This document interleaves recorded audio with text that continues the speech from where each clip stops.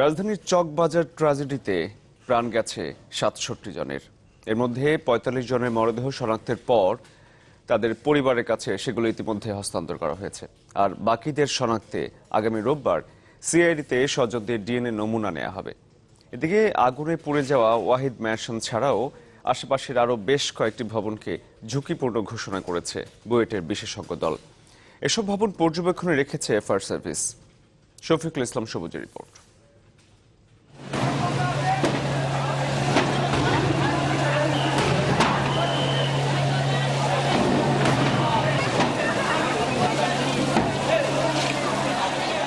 ঘড়িতে রাত 10:30।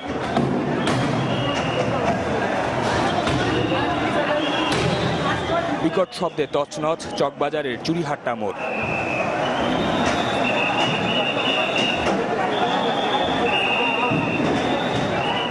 তখন হয়তো কেউ দুঃস্বপ্নেও ভাবেননি আগুনের হঠাৎ ছোবলে নিঃশেষ হয়ে যাবে এতগুলো তাজা প্রাণ। সময় যায়, ওয়াহিদ ম্যানশন থেকে আগুনের লেলিহান শিখা ঢেউয়ের মতো আছড়ে পড়ে আশপাশেও। পুড়ে অঙ্গার 6টি ভবন। তখন থেকে টানা 14 ঘন্টা আগুন নিয়ন্ত্রণে কাজ করে ফায়ার সার্ভিসের 37টি ইউনিট। সরু গলি আর আগুনের তীব্রতায় পরিস্থিতি নিয়ন্ত্রণে আনতে বেগ পেতে হয় তাদের।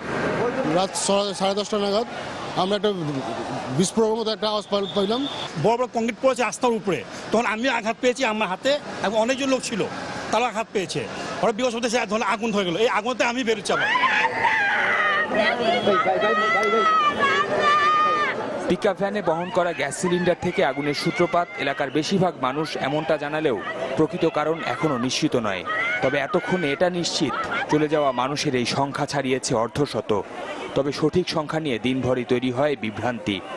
রিক্সালায় ওই দুইটা প্রাইভেট কারের মাঝখান দিয়ে আসার সাথে সাথে মনে করেন যে আগুন ধরে গেছে, মানে বোমা যেরকম ফোটে সেকেন্ডের মধ্যে মনে করেন যে কয়েক হাজার ফুটে গেছে।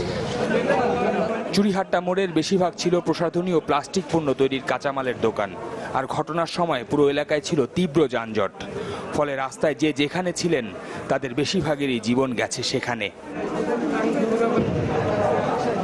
অন স্পটে তারা মারা যায়, কোনো রকমের কোথাও যাওয়ার সুযোগ কেউ পায়নি। আমি বললাম না, হোন্ডা স্টার্ট দিতেছে, হোন্ডা স্টার্ট দেওয়া অবস্থায় লোককে পোড়া অবস্থায় পাওয়া গিয়েছে।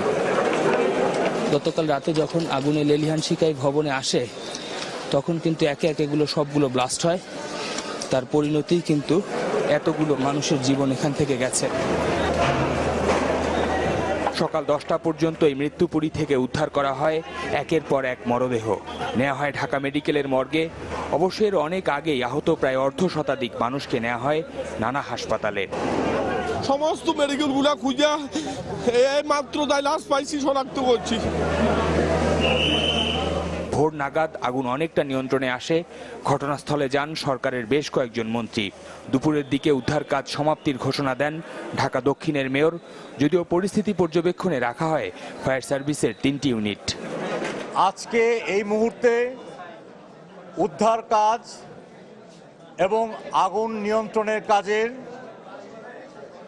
সমাপ্তি ঘোষণা করা হচ্ছে। কিভাবে এগুলোকে সরানো যেতে পারে, কোথায় সরানো যেতে পারে, এই সকল বিষয়গুলো যদি সামগ্রিকভাবে আমরা চেষ্টা করি, আমি মনে করি এটা সম্ভব।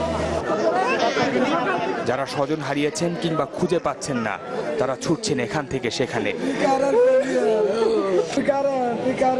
এখনো আপনজন এখানে যারা আছে তারা ঢাকা মেডিকেলের মর্গে ওখানে খুঁজে বেড়াচ্ছে। সব তো জ্বলে গেছে, তার মধ্যে ওনার যে কিছু একটা শরীরে আছে না, ওটাতে ওনার মিলতে পারতেছেন আর কি। আগুনে হতাহতের ঘটনায় গভীর শোক জানিয়েছেন রাষ্ট্রপতি আব্দুল হামিদ ও প্রধানমন্ত্রী শেখ হাসিনা। 2010 সালের নিমতলী ট্র্যাজেডির পর এত বড় ভয়াবহতায় নির্বাক পুরো দেশবাসী।